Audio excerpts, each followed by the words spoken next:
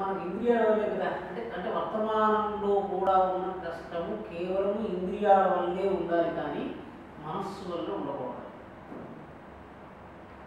అంటే ఇంద్రియాల వల్ల అంటే ఏంటి? మీకు కష్టం వచ్చింది, కాళ్ళలో నొప్పి ఉంది, చేతుల్లో నొప్పి ఉంది, శరీరంలో కష్టం ఉంది, చూడకూడదు చూస్తున్నారు, వినకూడదు వింటున్నారు, ఇవి ఇంద్రియాల వల్ల వచ్చేది. ఇప్పుడు మీకు ఒక చిన్న రహస్యం చెప్పాలి. అంటే భగవంతుడు ఏమడిగాడంటే, నేను మొన్న మాట్లాడుతున్నాను, మన గురువు గారి యొక్క అనుగ్రహం శిష్యుడికి ఎందుకు పూర్తిగా దొరకటం లేదు అని అడిగినాను. దానికి ఏం చెప్పారంటే, మీ పుత్రుడే మీ సంతానమే అనుకుని మీకున్న సమస్త ద్రవ్యాన్ని పుత్రుడికి ఇచ్చేయండి అని అనుకున్నాను అనుకోండి. ఇవ్వగలిగిన వాళ్ళు ఎంతమంది ఉంటారు? చాలా తక్కువ మంది ఉంటారు. అంటే నాకు ఇంకా ఈ రోజు నుంచి ఇంకా రాబోయే ద్రవ్యం అంతా నా పుత్రుడికి ఇచ్చేస్తున్నాను, నేను కేవలం ఎటువంటి వ్యాపకం పెట్టుకోదలుచుకోలేదు అనుకోగలిగిన తల్లిదండ్రులు వేళ్ల మీద ఎక్కించగలిగినట్టుగా ఉంటాయి.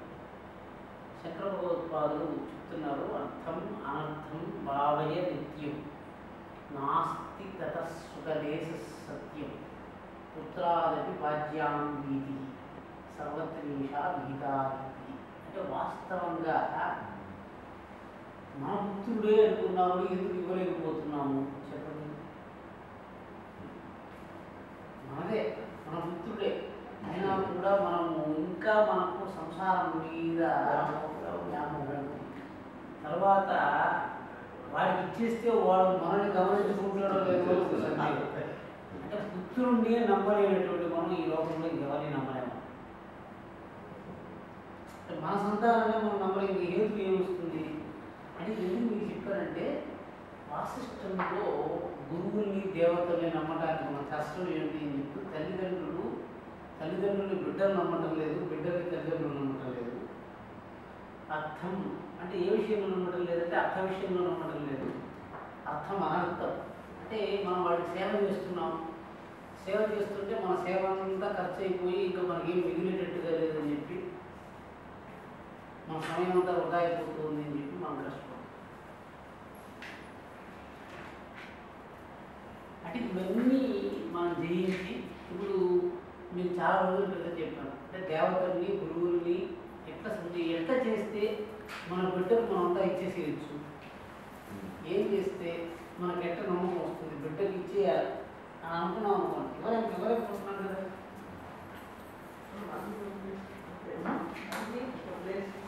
మనం వదిలేసుకోవడం కాదు. యాక్చువల్గా ఏంటంటే పిల్లల్లో ఒక లక్షణం గమనించాలన్నమాట. ఆజ్ఞాపాలనమేవి సతాం ముఖ్యమారాధనం మతం. ఆజ్ఞాపాలనం అంటే మహాపురుషుణ్ణి అంటే తల్లిదండ్రుల్ని ఎట్లా సంతోషపెట్టాలంటే ఆజ్ఞాపాలనం ఏవకి సతాంకి ముఖ్యమారాధనం. అంటే ఆజ్ఞాపాలనం అంటే మామూలుగా జ్ఞా అంటే తెలుసుకోవడం, ఆజ్ఞ అంటే తెలియదు అని మొదలుకొని తెలుసు అన్నంత వరకు ఒకరి యొక్క ప్రవృత్తి ఎట్టుంది. ఇప్పుడు పిల్లవాడికి ఒక 10 రూపాయలు ఇచ్చారనుకోండి, వాడు అమ్మకి ఇద్దాము నాన్నకి ఇద్దాము అనుకుంటున్నాడా, లేదా 10 రూపాయలు ఖర్చు పెట్టేసుకుని వాడే భోగించేద్దాం అనుకుంటున్నాడు? 10 రూపాయలు తెలుసుకోడు. అంటే ఏమైంది, వాడి దగ్గరికి రానంత వరకు అమ్మ దగ్గరికి నాన్న దగ్గరికి వస్తున్నాడు, కానీ ద్రవ్యం చేతిలో పడిపోతుంది, అమ్మ నాన్న పడుతుంది.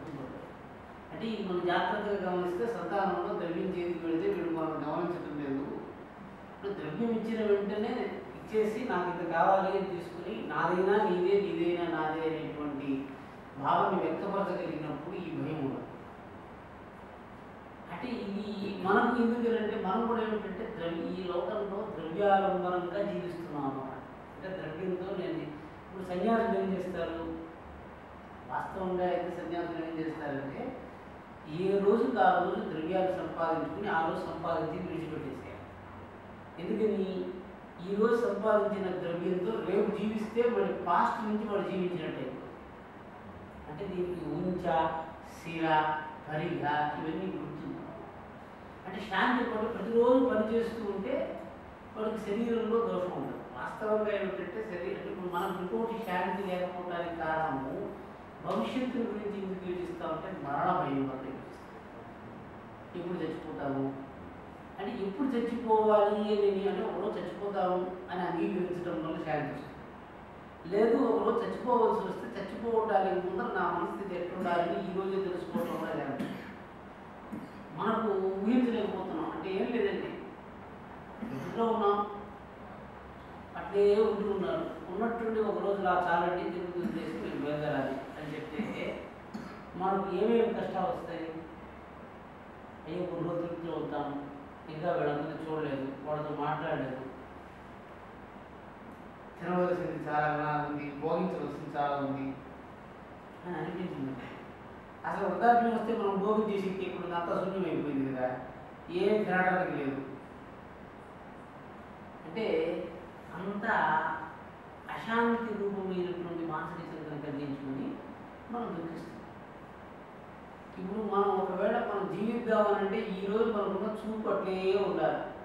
ఇదే రంగుల్ని, ఇదే శబ్దాల్ని, ఇదే రుచిని, ఇదే పంచభూతాన్ని, ఇదే ఆకాశాన్ని నిరంతరం ఆసమంతా అంటే అంటే ఏంటంటే సమంతాత్ అని శాంతి ఎప్పుడు వస్తుందనంటే ఈరోజు మనకు ఒక విషయం మీద ఎంత ప్రీతి ఉందో అంతే ప్రీతి రేపు కూడా ఆ విషయం మీద ఉండగలిగితే మనకు శాంతి వస్తుంది. నా విడతో దుశ్చరిత నా శాంతో నా సమానత నా శాంత మనసోవా ప్రజ్ఞానేవ మాప్నుయాత్. తర్వాత అంటే అశాంతి ఇంకా ఎందుకు వచ్చింది అంటే అశాంతి ఎందుకు వచ్చింది అంటే మనకు కూడా పాపం ఉంది. అంటే పాపం అంటే ఏంటంటే ఒక రకంగా శాస్త్రాలు ఇవేమి చదవకుండా మనం అనుకున్నాం, మన యొక్క ఇంట్లోనే ఉంది, మనం ఉపయోగించకుండా విడిచిపెట్టలేకుండా దీనివల్ల ఉపయోగం లేదు దీనివల్ల ఉపయోగం లేదు అనుకుని ఒక వస్తువుని పెట్టుకున్నాం అనుకోండి, అది పాపం. ఇప్పుడు మన ఇంట్లోనే ఒక వస్తువుని తెచ్చిపెట్టుకున్నాం, ఆ తెచ్చిపెట్టుకున్న వస్తువు ఎట్లుందంటే కొన్ని రోజులు దాన్ని బాగా భోగించాం, ఆ తర్వాత మెల్లగా దాన్ని ఉపయోగించడం తగ్గించేసాం, అది ఇంట్లో పడిందన్నమాట, అట్లే పడింది. అయ్యో ఇది వృధాగా ఉంది దీనివల్ల ఏం ప్రయోజనం లేదే అంటే ఒకడు ఎప్పుడు వడ్డీని చూస్తూ సంతోషపడిపోవటం, డబ్బులు చూసి వడ్డీ చూస్తున్నాడు. ఆ డబ్బులు అట్లా పెట్టేసి ఇదేం పెరగటం లేదు ఇదేం పెరగటం లేదు దీన్ని పెంచాలా దాన్ని పెంచాలా అని శాంతి పోయి చూడదు. అంటే ధనాన్ని పెంచడం వల్ల శాంతి వస్తుంది మనం నియమాన్ని పెట్టుకుని, అదేవిధంగా వస్తువులు తెచ్చిపెట్టుకొని ఈ స్థలాన్ని ఉపయోగించలేదు ఇది వేస్ట్ అయిపోతుంది దీన్ని బాడీకి చేస్తే సరిపోతుంది అని శాంతి.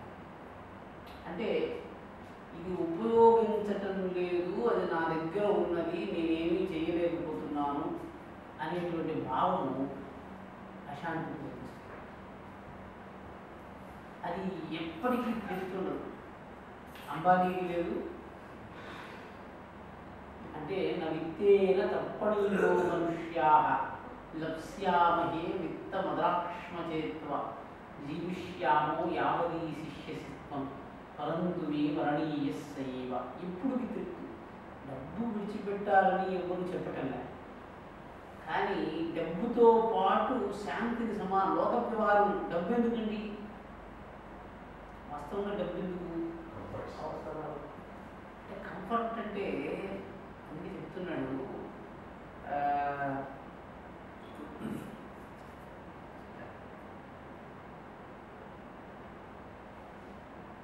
చింతామపరిమేయాంచ ప్రళయాంతాముపాశ్రితాః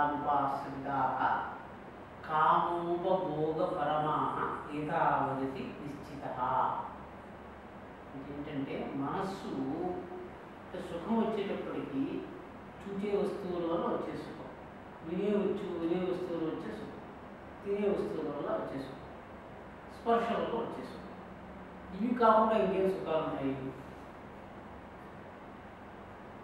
సుఖం అన్నారు కదా, అది ఎట్టి పెరిగిందంటే తను చెప్తున్నాడు కామోపభోగ పరమాహ. ఇప్పుడు నేను పెళ్లి చేసుకున్నాను అంటే నాకు భార్య కావాలి, పెళ్లి చేసుకున్న తర్వాత సరే భార్య నాకు భోగం, భార్యకు భోగం కావాలి కదా. వీడి కష్టం ఏమైందంటే నాకు భోగం కావాలి నా భార్యకు భోగం కావాలి, ఆమె వస్తువులు మళ్ళీ సంపాదించాలి. సరే ఆమె సంతానం కలిగింది, మళ్ళీ సంతానానికి వస్తువులు సంపాదించాలి. అంటే ఇక్కడ ఏమైపోతుందంటే కామభోగం అయితే పర్వాలేదు, కామోపభోగం అన్న.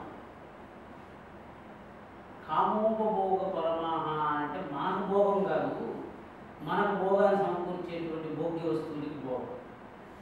కారు తెచ్చుకున్నాము, కారుకి ఎండపడకూడదు షెడ్, కారు నడపలేము కాబట్టి డ్రైవర్ని పెట్టుకున్నాం కాబట్టి ఆయన అవుట్ హౌస్ కంటిన్యూస్గా ఉండాలి కదా, ఎప్పుడు పోవాలంటే అప్పుడు ఉండాలి కదా. ఆయన అవుట్ హౌస్ పెట్టాను, దానికోసం ధనం సంపాదించాలి, దానికోసం ఎక్కువ చింతించాలి. అంటే ఏమైంది అంటే ఒక భోగాన్ని సంపాదించడం కోసమని మరి ఇంకొక భోగాన్ని పెంచుకుంటూ ఒక దిశలో కౌపీన సంరక్షణార్థం అయం పటాడు. అది నేను మీకు చాలా రోజుల క్రితం కథ చెప్పాను, అందరికీ తెలిసిన కథే. ఏమిటి ఆ కథ అంటే, మన వంటి వాళ్ళే సంసారం ఉన్నటువంటి ఒకరోజు అయ్యో ఈ సంసారాన్ని విడిచిపెట్టేయాలి, మనకు దుఃఖంగా ఉంది అని అనుకుని వాళ్ళు ఏం చేశారంటే ఒకటొకటిగా, అంటే ఏది కష్టంగా ఉంది అని అనిపిస్తే దాన్ని వదిలేయడం మొదలుపెట్టారు. నాకు కష్టంగా ఉంది అని అనుకున్న దాన్ని ఎన్ని రోజులు పెట్టుకోవడం, నేను వద్దు వద్దు వద్దు. పుత్రుడు కష్టం కలిగిస్తున్నాడు, భార్య కష్టం కలిగిస్తుంది, ఇప్పుడు లెక్కేస్తాడు పుత్రుడి వల్ల సుఖం ఎక్కువగా ఉందా కష్టం ఎక్కువగా ఉందా. మనకున్న బంగారం అవే కదా, సుఖాన్ని లెక్కేసుకుంటే సుఖం కన్నా కష్టం ప్రతిరోజు తాగేసి వచ్చి నాకు దెబ్బలు కొడుతున్నాడు భర్త. ఇన్ని రోజులని కొన్ని రోజులు కోపం వచ్చి భర్తలు నాకు కొట్టేసి వదిలిపెట్టేస్తున్నాడు అని చెప్తున్నాడు. అంటే కష్టం వచ్చింది అంటూనే వదిలేద్దాం అనుకుంటూ పోతూ ఒక సంసారి చాలా కష్టం మీద అన్నీ వదిలిపెట్టేశాడు. అంటే గౌరవాన్ని వదిలిపెట్టేశాడు, సంబంధాలను వదిలిపెట్టేశాడు, ప్రపంచ వ్యవహారంలో అబద్ధాలు. మనం ఎందుకు అబద్ధాలు చెప్తాము? మాటలు తగ్గించేశాడు, చేతలు తగ్గించేశాడు, కేవలం ఏకాంతం పెట్టుకుంటాడు. అట్ట జరుగుతున్న రోజుల్లో ఆయన ఒక రోజు ఉన్నటువంటి, అంటే అన్నీ అయిపోయిందండి, ఒక చిన్న కౌపీలు అంటే గోచిపారు, ఆ గోచిని రక్షించుకోవాలని ఆనాటానికి వదిలేస్తున్నాడు, అన్నీ వదిలేసి. అంటే మానవ రక్షణ మీద ప్రీతి లేదు. సరే, మానవ రక్షణ మీద ప్రీతి కలిగేటప్పటికి కౌపీనాన్ని రక్షిస్తున్నాడు కదా, ఉన్నట్టుండి ఆ కౌపీనానికి ఏదో ఒక ఎలుక వల్ల కష్టం వచ్చింది. అందరూ అడిగినారు ఇది ఏమిటిది, అంటే వాడు మర్చిపోయినాడు.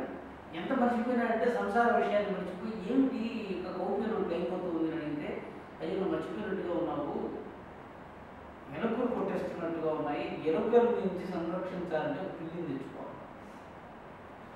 అంటే వాస్తవంగా ఇంకా మీకు తెలుసు, పిల్లి కోసం ఆవు వచ్చింది, ఆవు కోసం వచ్చి ఒక సేవకుడు వచ్చాడు, సేవకుడు తర్వాత సేవకుడు కుమార్తె, నేనెందుకు నా కుమార్తెను పంపిస్తానంటాడు, సంసారంలో పడుకుంటాడు, వివాహం చేసుకుంటాడు, సంతానం వచ్చేస్తుంది, ఇల్లు వచ్చేసుకుంటాడు.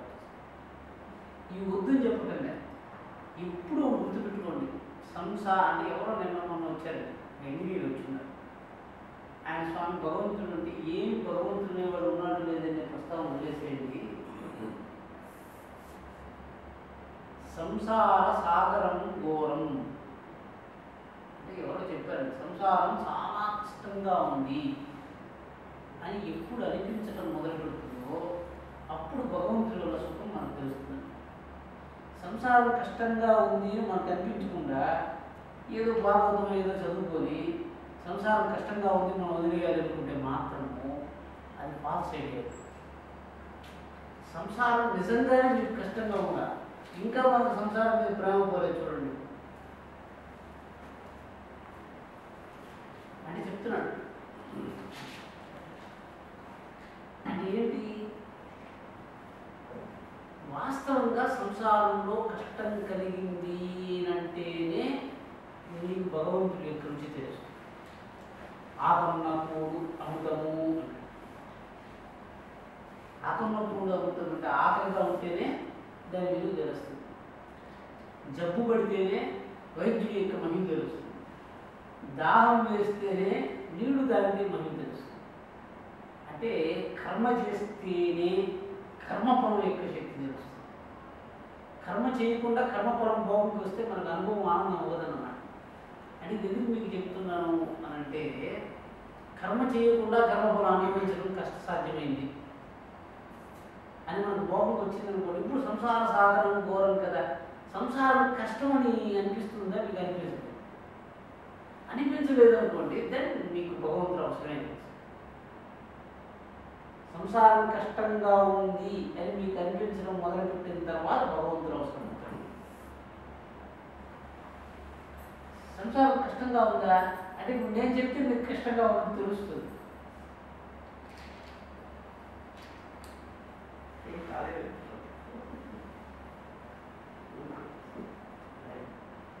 సంసారం కష్టంగా ఉన్నట్టు తెలుస్తుందంటే ఏంటంటే అసలు ఇది సుఖము ఇది కష్టము అని మనం తెలియటం మొదలు పెడితే మనకు తెలియదండి ఏది సుఖం ఏది కష్టం అని. మామూలుగా ఒకరు ఇటువంటి కుర్చీలో కూర్చున్నాడు, ఉన్నట్టుండి ఒక మెత్త వేసి కూర్చున్నాడు. ఓహో ఇది సుఖంగా ఉంది, ఇది కుర్చీ నుంచి మెత్తగడ్డాడు. ఈ విధంగా హంసదునిగా కల్పం అంటే ఏంటంటే మన జీవితము ఇది సుఖము ఇది కష్టము అనేది లేదు, మనస్సు. అందుకే మీకు చాలా రోజుల క్రితం నేను చెప్పాను, అసలు ఇది బాగున్నది అంటే ఒక కంటితో మనం చూసాం అంటే రమణీయం, చాలా చూడటానికి చాలా బాగుంది అని చెప్పాలంటే ఏమిటి కొంత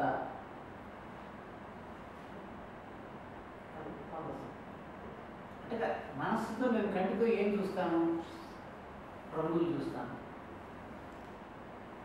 శాంతి కావాలంటే ఇప్పుడు దుఃఖంగా ఉందంటే శాంతి చూస్తాను, రంగులు చూస్తాను. చతుర్శ్రమాలు, వృత్తాకారాలు, ఘనాకారాలు, కోణాకారాలు చూస్తారు. ఎవరైనా చేతులు పెట్టి ఇటంటే నాకు సంతోషం అవుతుంది, ఇటంటే కష్టం వచ్చేస్తుంది. తుస్కారం. అవును, ఇట్లంటే కష్టం వచ్చి ఎందుకు వస్తుంది మనకి, ఇటంటే ఎందుకు సంతోషం వస్తుంది అంటే వాస్తవంగా కంటి వల్ల సుఖం కలిగేట్టుగా ఉంటే కెమెరా కూడా కలిగింది. కళ్ళు ఏం చూస్తుందో కెమెరా కూడా దానికన్నా బాగా చూస్తుంది, కానీ వెనక ఉంటుందన్నమాట. అదేం చేసింది అంటే మనస్సు ఇది సుఖము ఇది దుఃఖము అని చెప్పడానికి ఒక నియమాన్ని పెట్టుకుంది. అంటే వాస్తవం ఏంటంటే నియమేవహి పరానంద నియమాత్ క్రియతే ఉదయి. ఇప్పుడు నేను సుఖంగా ఉన్నాను కళ్ళ వల్ల అంటే ఏం చెప్తారు? చతుర్శ్రాకారాలు చూస్తే బాగుంటుంది మీరు అనుకుంటున్నారా? వృత్తాకారం చూస్తే బాగుంటుంది అనుకుంటున్నారా? లేకపోతే ఒక వలయాన్ని చూస్తే బాగుంటుంది అనుకుంటున్నారా? తెలియదు మీకు. కానీ ఏదైనా ఒక ఆకారాన్ని చూస్తే కొంచెం ఎరుపు రంగు అంటే ఇష్టం అందరికీ, కొంచెం గుండ్రంగా ఉంటే బాగుంటుంది, ఈ రంగు అంటే ఇష్టం, ఈ ఆకారం అంటే ఇష్టం. అదే కదా మనస్సు అంటే చెప్తున్నాడు. కంటితో చూసిన విషయాన్ని ఇది బాగుంటుంది బాగుండదు అని చెప్పడానికి మన మనసుతో కొన్ని నియమాలు పెట్టుకున్నాం. ఆ నియమాన్ని మార్చేస్తే అసలు సుఖదుఖాలే ఉంటాయి. మనకైనప్పటికి ఏమైంది? ఆ నియమాన్ని పెట్టుకుని ఈ విధంగా చేస్తే మనం గౌరవిస్తున్నారు, ఈ విధంగా చేస్తే మనం అవమానపరుస్తున్నారు, మనతో మాట్లాడలేదు, సహకరించలేదు. మనం ఈ విధంగా అనుకుంటూ పోతే ఏమైపోయింది? సంసారంలో ఒకటి కష్టాలు వస్తాయి. ఇప్పుడు కంటితో చూడటం వల్ల కష్టం రాదు, కంటితో చూసిన దాన్ని మనస్సుతో యోచించడం వల్ల కష్టం వస్తుంది.